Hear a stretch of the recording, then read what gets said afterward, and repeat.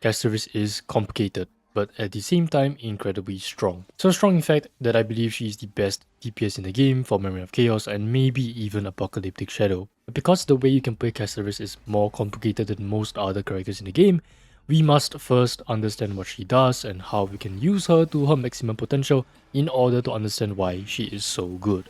But before that, please consider subscribing. I'm currently applying for hoyocreators for my YouTube channel. So if you want even more accurate and better videos, please subscribe so I can actually test the characters out for myself in the creator experience server. Right now I'm doing everything theoretically and it's kind of a pain. Now anyways, Castorice is a remembrance unit, hence she naturally has a memo sprite. Her entire kit revolves around losing and healing HP in order to summon or deal more damage with the dragon. Castorice, just like Facial and Acheron, has no energy bar. Instead, she has these points of charge where each point equates to about 340 HP, so a total of 34,000 at 100%, which is probably why both her normal and enhanced skill consumes all allies' current HP. But anyways, when she reaches 34,000 HP healed or lost from your entire team, Castorice can then summon the dragon with 100% action advance, and its HP will also be the 34,000 from before. So you can kind of think of it as the HP fluctuations from your team will directly give the dragon life, and in return,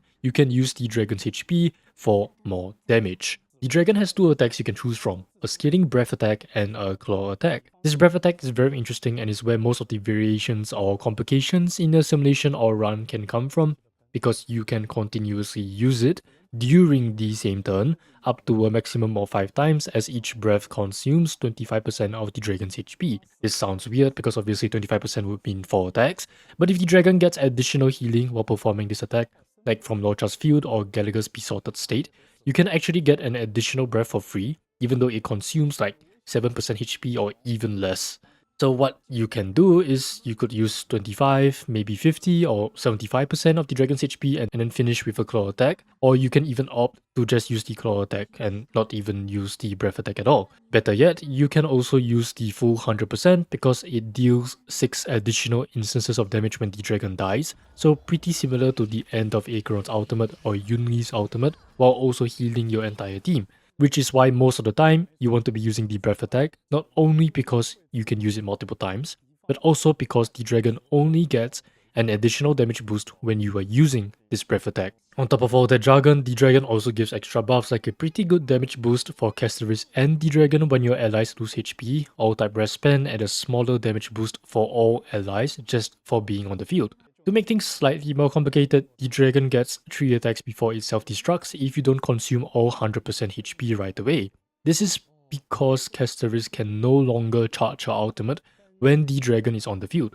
Instead, any HP loss or HP healed from your team will now directly regenerate the dragon's HP. Which is why I initially thought the intended way to play Castorice is to consume 75% HP and then perform a claw attack, heal it back up with your team or maybe Castorice herself, repeat it one more time, and then you can use all 100% of its HP on its final attack. However, because healing also counts towards charging her ultimate, we can actually charge her ultimate at such an absurd rate with a team like Gallagher, RMC and Tribi that it's usually better to use all 100% HP on the first turn. To better put things into perspective, I am able to get about 4 summons in the first cycle or 150 action value, so on average 1 summon per 37 AV, and if you consider the new boss like Polex or whatever that was literally made for Castorice, it can get as absurd as 6 summons for 170 AV or 1 summon per 28 action value. And if you really optimize it like Eagle on RMC and whatever, you can further improve this to 6 summons in less than 150 action value. This is the team that I used. It is an E0 S1 Castorice with a pretty good build, 9.7k HP, 50% crit rate, and 220% crit damage.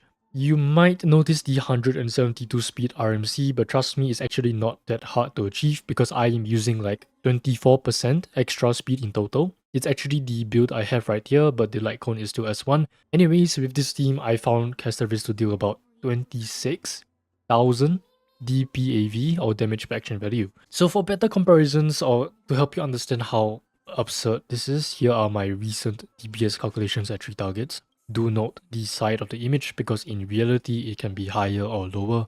That's what the arrow indicates along with the reasoning. Do note that Castorice is very dependent on Gallagher's besotted state in the simulation, and you have to set up her team very well while also playing almost perfectly or pretty much perfectly.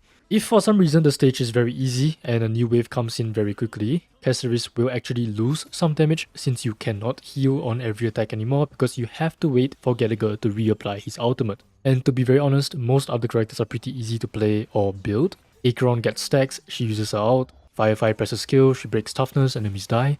It is a lot easier to screw up with Castorice because there are so many ways to play her. Honestly, I'm not even sure if this specific simulation will yield the most damage. For example, the little things that can reduce the damage will be right here. If you use 3B's ultimate before Castorice uses her skill, Castorice does not get the 24% advance from Dunson's Dance, and it really matters because she is really slow. So you can lose about 18 action value and instantly drop to about 24,000 DPAV. Or if you don't run Sprightly on RMC, you'll be pretty much impossible to get a second advance for Castorice in the first 150 AV. So you lose another 22 action value and then it again drops to 20,000 DPAV, which is about where the current top tier damage dealers are. So if you don't run better setups or, make more than one mistake, Castorice can and will lose some damage and can potentially even perform worse than the current top tier damage dealers that we have. Also, I did not use Caesar's Gallagher. I think that's a thing where you spam Gallagher's skill on Castorice to give her more crit damage. I did not account for this, so if you run that and play exactly the same, then yes, you can still squeeze out a little bit more damage. I know a lot of people have been discussing about RMC versus Sunday for Castorice because we all thought Sunday would be good for her since, she has a Memo Sprite. And we all kinda got cooked for it because the synergy is quite awkward. Honestly, it feels a little bit of an oversight on the dev's part because RMC actually has 100% uptime other than the first attack, and it's because E1 kind of attaches the buff to the Memo Sprite. In Sunday's case, he applies both buffs immediately. So if you buff Castorice and then she summons the dragon will not get any of the buffs, just like here with Iglea. So to even be able to make use of Sunday's buff in the first place, we have to adjust the rotation to fit Sunday better. Instead of having the dragon explode every time it is summoned, you have to keep the dragon on the field. The rotation I thought would be pretty viable would actually be to have Sunday run 161 speed, so it can advance the dragon after it takes its second turn, and even then Sunday's skill has a 33% uptime, while his ultimate is only active for 16% of the dragon's attacks, which is really sad. I think the nail in the coffin is that Sunday is unable to attack enemies just like how RMC or Mem can, which can heal with Gallagher's besotted state, and RMC's skill, the one that heals Mem, can also contribute extra charges to Castorice, not to mention that Mem has her own independent HP bar, which means you consume more HP when Castorice uses her skill and gets more charges. And when you add all that up, is why Sunday is around 25% worse than RMC for Castorice.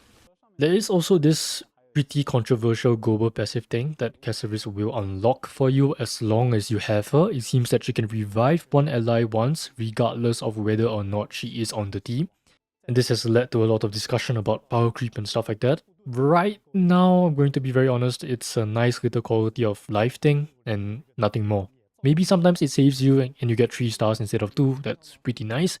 But at the same time, if you are playing with good sustains, this should pretty much never happen. Because most sustains in the game completely overheal, unless you are griefing yourself, like running Fusion against Nicodor and so on.